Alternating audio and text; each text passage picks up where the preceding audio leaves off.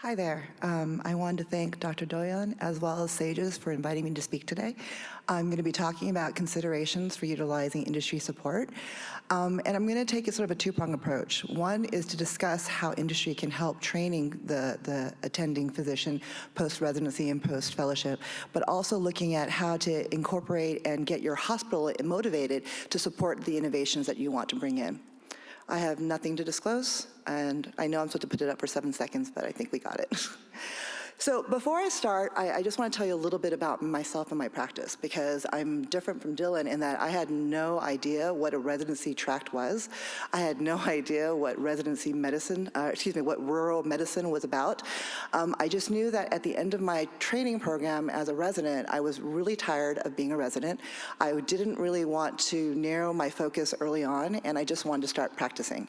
And as I started interviewing at various community practice programs, I realized that there was a hierarchy in a lot of community practice programs, and I didn't really look at the idea of becoming an intern or a junior resident or junior attending, and I really just wanted to go out there and do my own thing. And so that's how I ended up in a rural program, and I've been there now for 16 years. I love it, but there are very, very frustrating days. In my first year there, I didn't think I was gonna make it. So. The physician relationship with industry is really interesting. And the reason why I say that is because, as you can see from the slide, many of the companies are medical device companies. And after residency and fellowship, they are primarily responsible for a lot of the training and the innovation that gets to those community practice surgeons, especially those of us in a rural community where we don't have the access that we would have elsewhere. So in 2020, the revenues from the medical tech industry was over $456 billion. And they're projecting that by 2025, this will be well over $600 billion. So this is an incredible industry. And the relationship between physicians and that industry, I'm going to try to delineate a little bit further. Surgical and medical device manufacturers have had a long-standing cooperative relationship with physicians. And it can be as little as providing food in the workplace, the rep that comes to your office with coffee or donuts, or provides lunch to the OR staff or the hospital staff when they want you to try their equipment. It can be associated with costs to attend meetings, such as the representation that you have here at SAGES, or to obtain CME. There can be costs associated with training. For some of us who train, before the robots really were introduced into the market, we didn't get the robotic training in residency. We actually relied on Intuitive, going to Pleasantville and Sunnyvale and getting the training from them in order to be certified so that we could then bring the robotics programs to our hospitals. And then you also have things like consultation fees, speaker honorariums, and patient clinical trials, which is a little bit less it doesn't rely as much on rural industries, but just to let you know that the industry definitely pays for that too. So you can't really talk about a physician association with industry without talking about conflict of interest. And every single major medical association, and here's 3 of them, have statements on what they feel about conflict of interest. I'm not going to go ahead and read them. There's one from the American Medical Association, one from the American College of Physicians, one from the American College of Surgeons. Again, SAGES has ones too. The crux of it all is that you always have to put the patient's interest above all else. And anytime you have a relationship, whether it be gift, fee, funding, et cetera, you always want to evaluate whether or not there's a potential for influence on clinical judgment.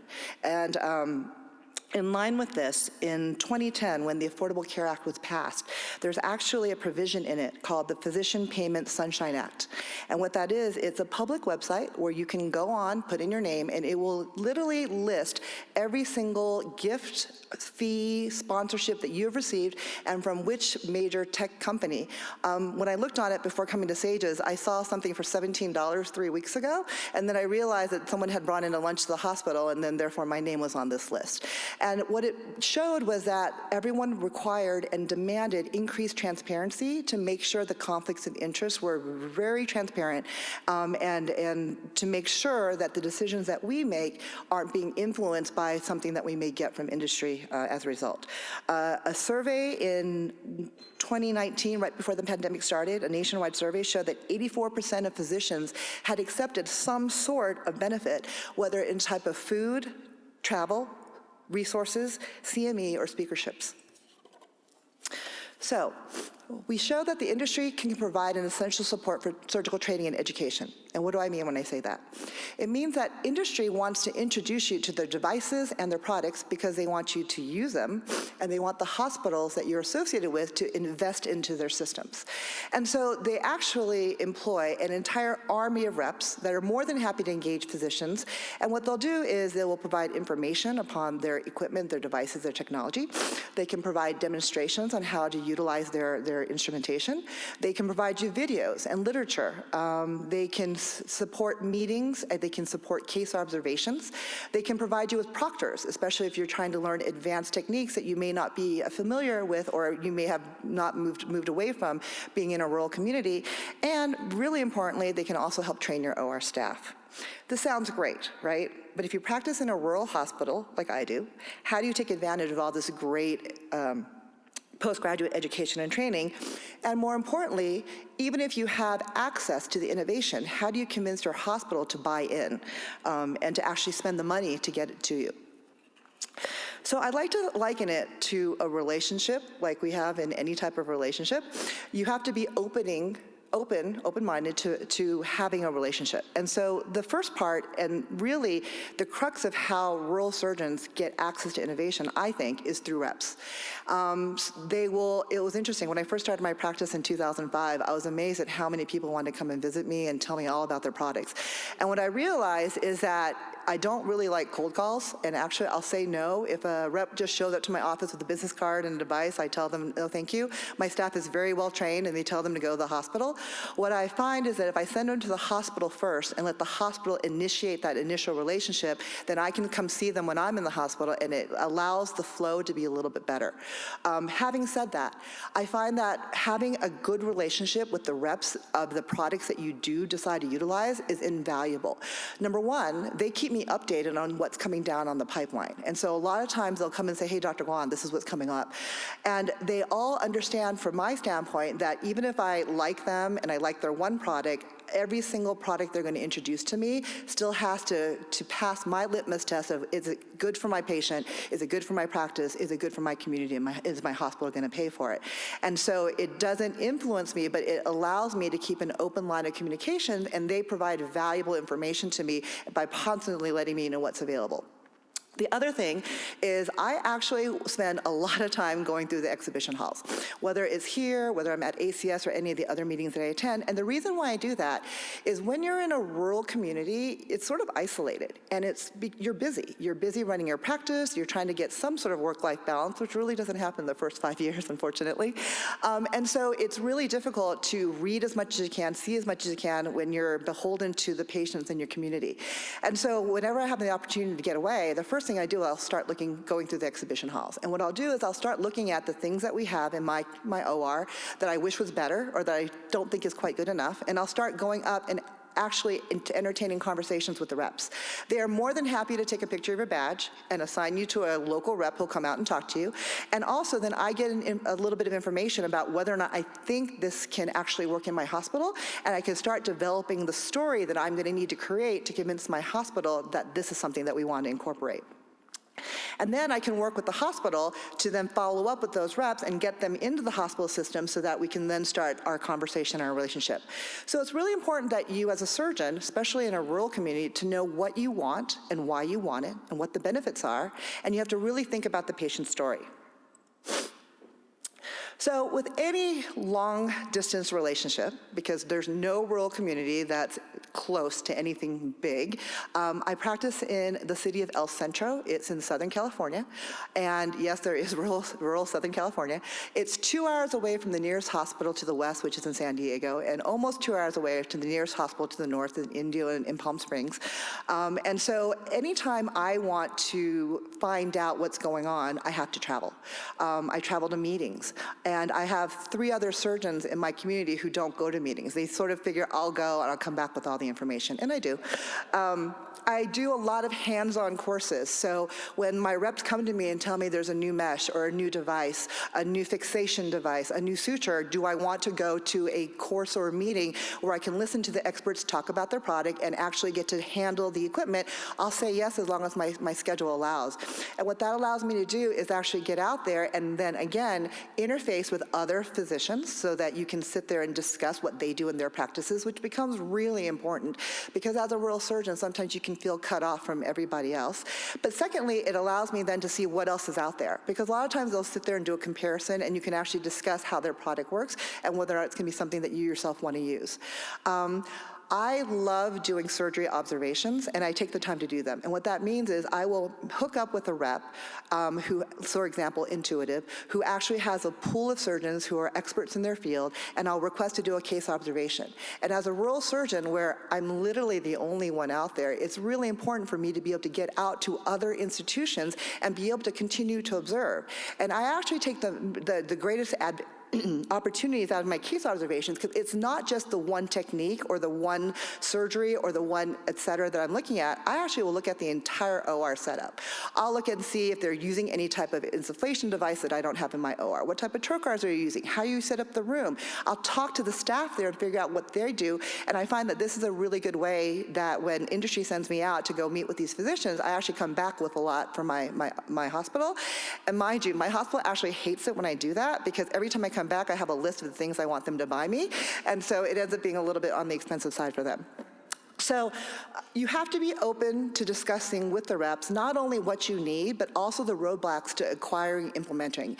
Primary roadblock is always going to be finances, because there's a limited amount of money, and everyone within your hospital system is fighting for those same dollars. And in a rural system, it's even more so that way. But I've got a couple interesting stories that I'll talk about in a minute.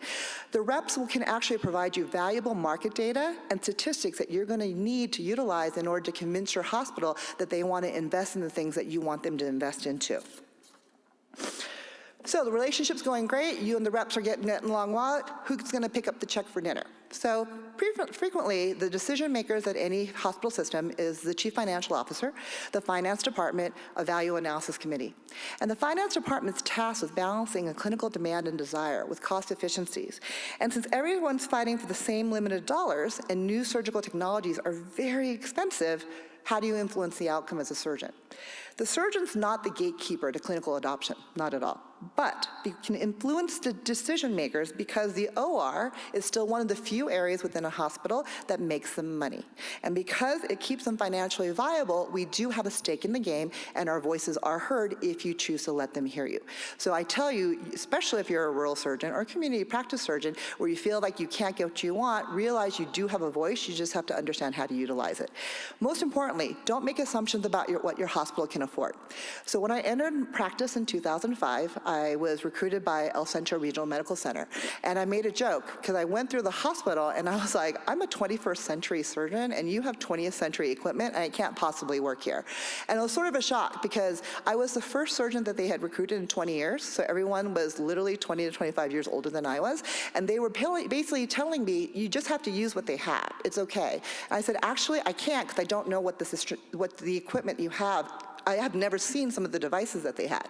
So it was literally a collaboration, talking to the hospital and convincing them that they did want to invest, in addition to bringing me down, and another $250,000, which in 2005 was a lot of money, in order to update their equipment, and they agreed. My funnier story is, I'm in a rural community that has a population of 50,000 people. The county has 2 hospitals, and the whole population is 180,000. My hospital budget is only $40 million a year, which is a drop in healthcare expenditures. And yet in 2010, we were able to convince them to purchase a Da Vinci robot for us. And in 2016, we were able to convince them to purchase a second XI robot so that we could utilize it. It's unheard of, and I'm going to explain to you how we did it. So anytime you have an opportunity to educate the administration, you have to assume that they know nothing. They know nothing about the situation you're in. They know nothing about what we face in trying to provide really good and strong healthcare and outcomes in a rural setting. And they know nothing about the limitations we face being in a rural environment. So I always take it as, how do I devise a patient story to make them understand what we need, why we need it, and how this will improve overall for not only the patient, but myself and the whole hospital community. And what I realize is that a lot of times with the hospital, if you can come to them with a proposal that shows you how, like as we did with how a robotics program would actually increase keeping the patients within our, in our area and not having them seek care 2 hours away, which they don't want to, but they were doing to. How it decreased the inpatient stays afterwards would decrease the hospital expenditures that they weren't being reimbursed for. And then also to discuss with them how overall in a rural community, surgeon longevity, I was the first new neurosurgeon, that if they wanted to keep me there, they really need to invest in that to make it easier for me to recruit other surgeons, and that became a very good story.